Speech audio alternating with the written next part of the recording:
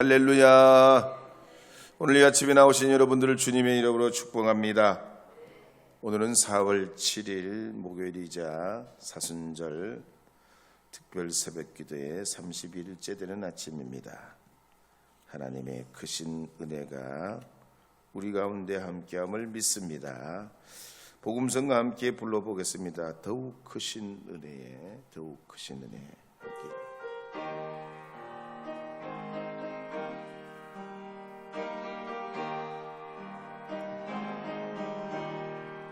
내가 사는 생이고 주님의 거신 은혜요, 주를 믿게 된 것은 더욱 크신 은혜라.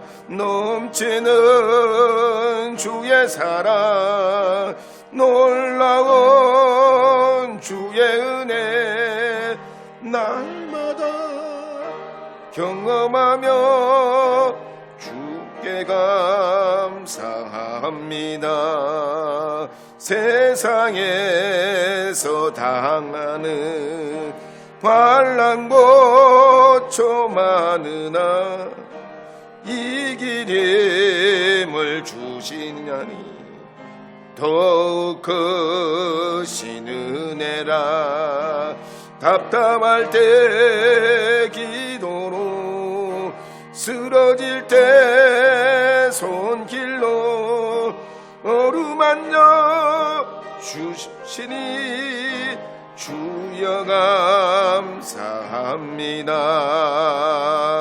하늘에는 영광이, 우리에겐 기쁨이 날로 더해가는 곳, 더욱 크신 은혜라. 쌓여진 사랑도 감당할 길 없어서 몸감아 드립니다.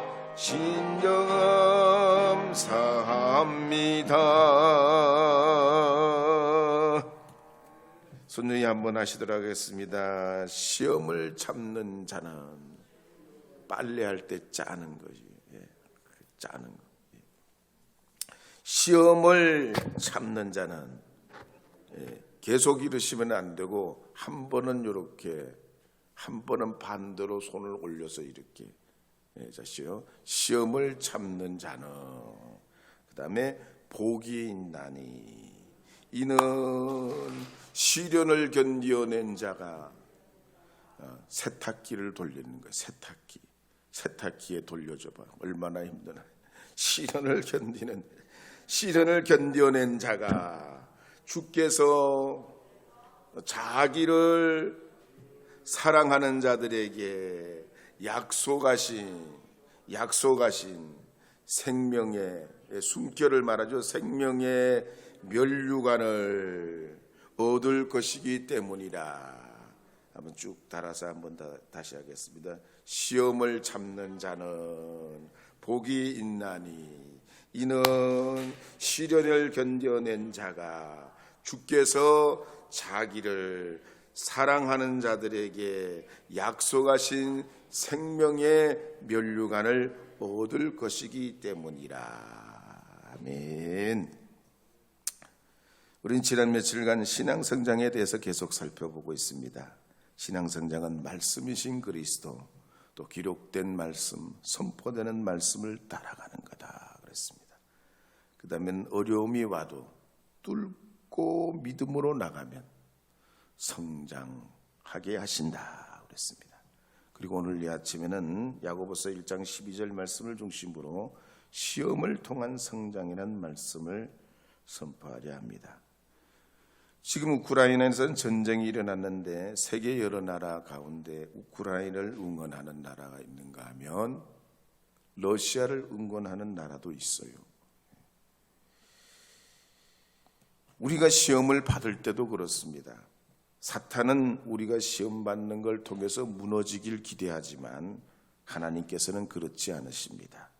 모든 시험을 통해 예수님 닮아가고 영적 발판으로 성장하기를 원하십니다. 세상 만사를 봐도 그래요. 씨앗을 심자 말자 열매를 거두는 건 없습니다. 싹이 나고 꽃이 피고 열매가 맺히는 과정은 봄, 여름, 가을을 거치면서 천천히, 생각보다 아주 천천히 익어가게 되는 거죠.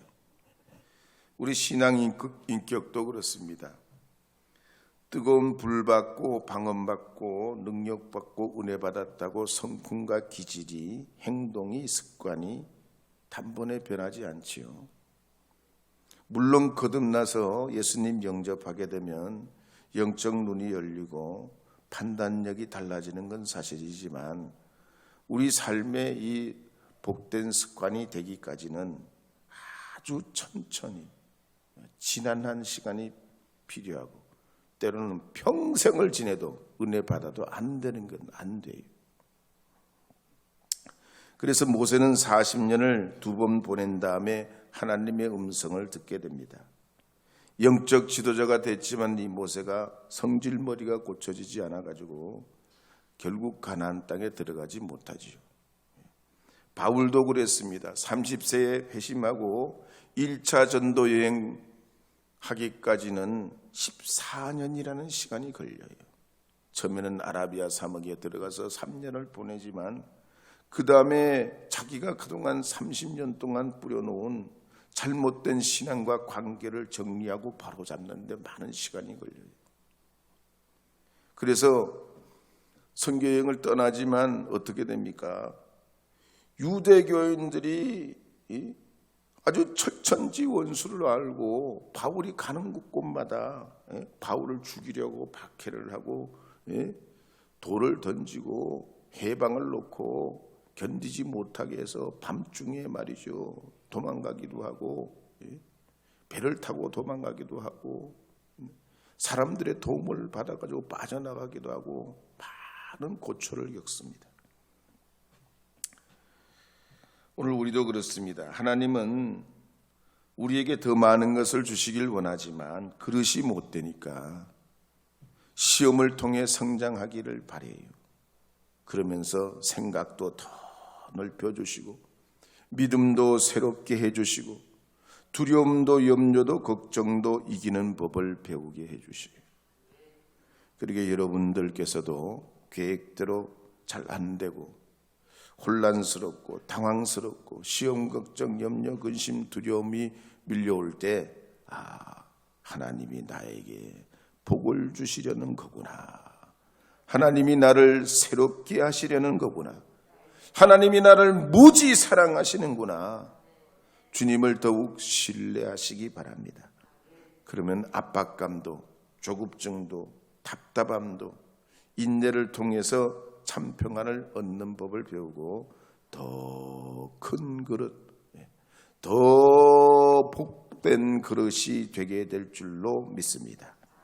더욱 크신 은혜 한 번 더 불러오기. 더욱 크신 내가 지금 사는 것은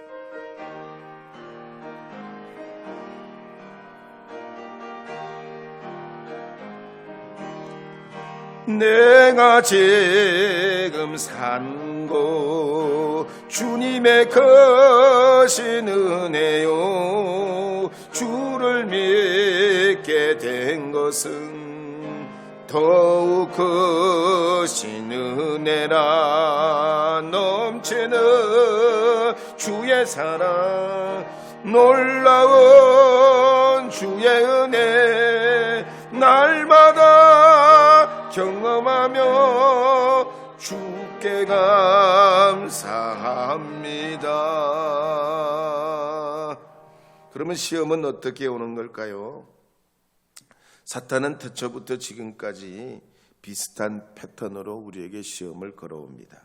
먼저 우리 안에 있는 욕심을 자극합니다.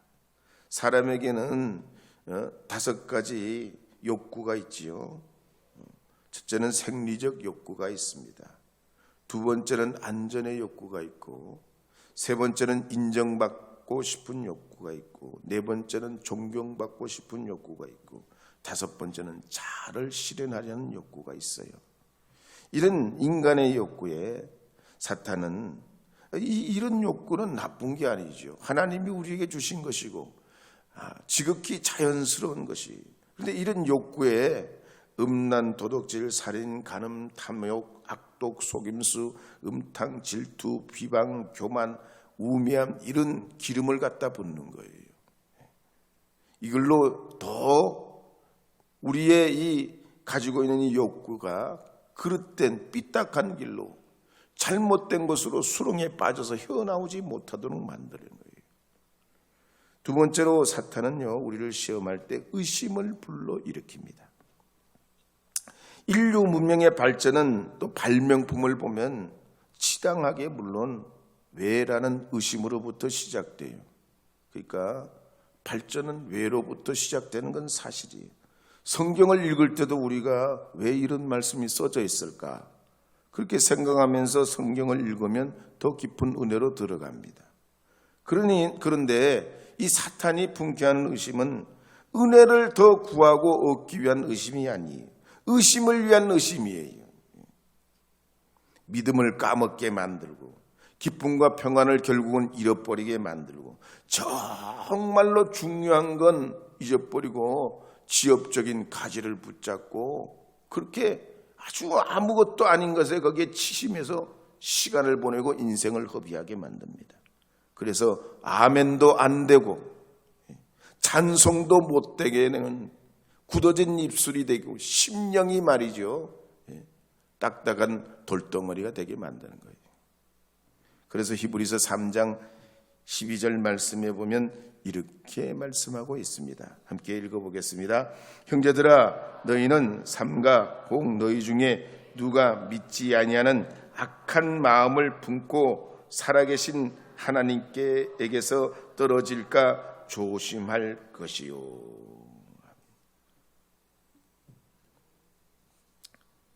그래서 이 의심의 구름이 의심의 연막을 우리 마음속에 불어넣으면서 하나님에게로부터 영영 떨어져 살아가는 멸망의 길로 가게 하려는 것이 사탄의 계략입니다. 세 번째로 사탄은 거짓을 사용합니다. 거짓의 압이요, 앞잡이가 사탄이지요. 근데 이 거짓이라는 것은 먼지와 비슷합니다. 처음엔 별거 아닌 것 같아요. 눈에 잘 배지도 않아요. 그게 무슨 큰 작용을 할 것 같지도 않습니다. 근데 이 거짓이 쌓이면 어떻게 됩니까?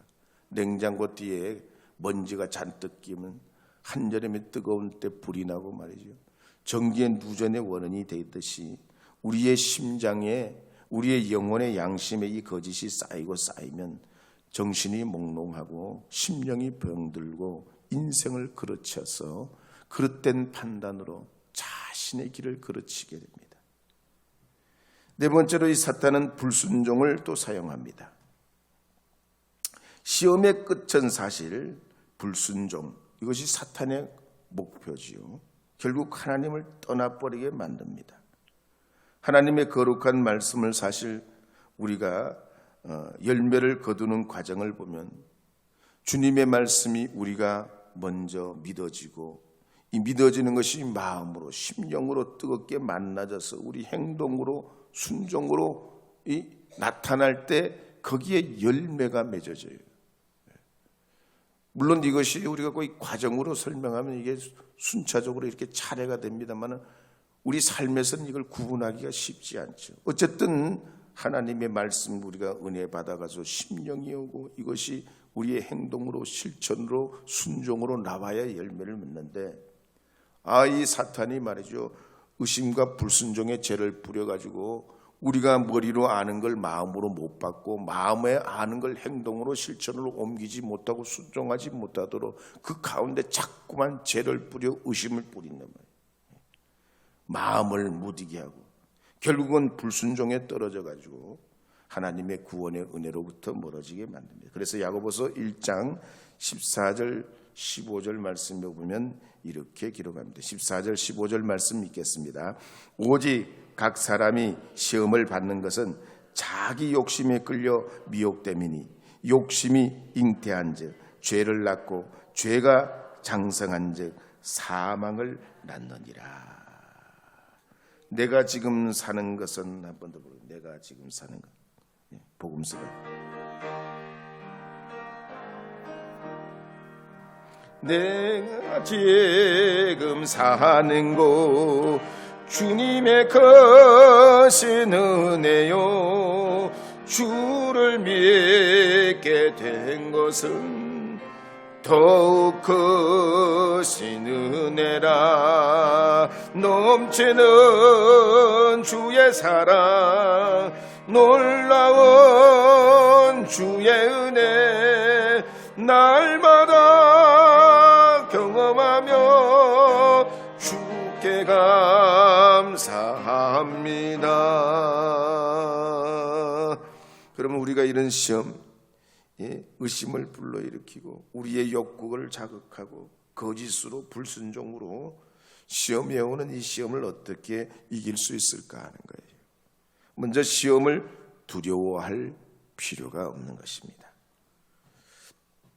물론 우리가 평생에 시험 받지 않고 시험으로부터 자유로울 수는 없지만 이 악한 사탄 마귀가 결국은 우리를 넘어뜨리지 못한다는 것. 우리가 주님 안에 있으면 능히 얼마든지 이겨낼 수 있다는 자명한 진리가 우리에게 있기 때문입니다. 그래서 고린도전서 10장 13절 말씀에 보면 이렇게 말씀하고 있습니다. 함께 읽겠습니다. 사람이 감당할 시험 밖에는 너희가 당할 것이 없나니 오직 하나님은 미쁘사 너희가 감당하지 못할 시험당함을 허락하지 아니하시고 시험당할 즈음에 또한 피할 길을 내사 너희로 능히 감당하게 하시느니라. 아멘.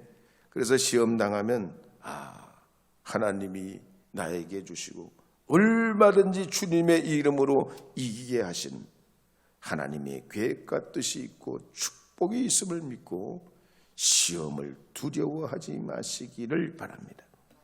두 번째로 우리가 시험을 어떻게 이기냐? 시험의 양상을 살펴볼 필요가 있습니다. 베드로전서 5장 8절에서 9절 말씀에 보면 이런 말씀이 있습니다. 함께 읽겠습니다. 근신하라 깨어라 너희 대적마귀가 우는 사자같이 두루 다니며 삼킬 자를 찾나니 너희는 믿음을 굳건하게 하여 그를 대적하라. 이는 세상에 있는 너희 형제들도 동일한 고난을 당하는 줄 알미라. 아멘. 사람은 누구나 약한 데가 있어요. 물질에 약하고 사랑에 약하고 자녀에 약하고 소유에 약하고 마음이 약하고 건강에 약하고 약한 부분 다 아킬레스건이 있습니다. 사탄이 이런 약점을 가지고 우리를 공략할 때 주님 앞에 주시는 그 믿음의 방패를 가지고 성령의 검으로 말이죠. 담대하게 마귀와 대적할 수 있는 하나님의 사람들이 되어야 할 줄로 믿습니다. 그러면서 세 번째로 이 시험에 하나님의 도우심을 구하는 겁니다. 우리가 위기를 당하면 건강에 문제가 생기면 밤낮 24시간 어디다가 전화합니까? 119에다 전화해서 응급 전화를 하면 지금이라도 달려오지요. 하나님 앞에 우리가 삶을 살아갈 때 시험 받을 때도 119 우리의 기도에 응답자 되시는 주님 앞에 도움을 요청하시면 주님이 우리를 건져주시고 길을 내시고 주님의 축복으로 인도해 주시는 줄 믿으시기 바랍니다. 그래서 시편 50편 15절에 보면 이렇게 기록하고 있습니다. 함께 읽겠습니다. 환난 날에 나를 부르라 내가 너를 건지리니 내가 나를 영화롭게 하리로다. 아멘. 그래서 성경에 보면 다윗도 다니엘도 베드로도 바울도 다 어려움 시험에 처한 적이 한두 번이 아닙니다. 그런데 이들이 어떻게 그때마다 즉시 하나님께 도움을 구합니다. 기도하고 주님의 그 도우심 앞에 나갈 때 하나님이 그들을 도우시는 은혜와 축복과 역사와 이김을 주신 것을 성경은 우리에게 말씀합니다. 오늘 이 아침에 나오신 여러분들도 시험을 이기는 복된 하나님의 사람들이 되셔서 더 큰 그릇, 더 위대한 삶을 이루어 가시는 하나님의 사람들이 되시기를 주의 이름으로 축복합니다.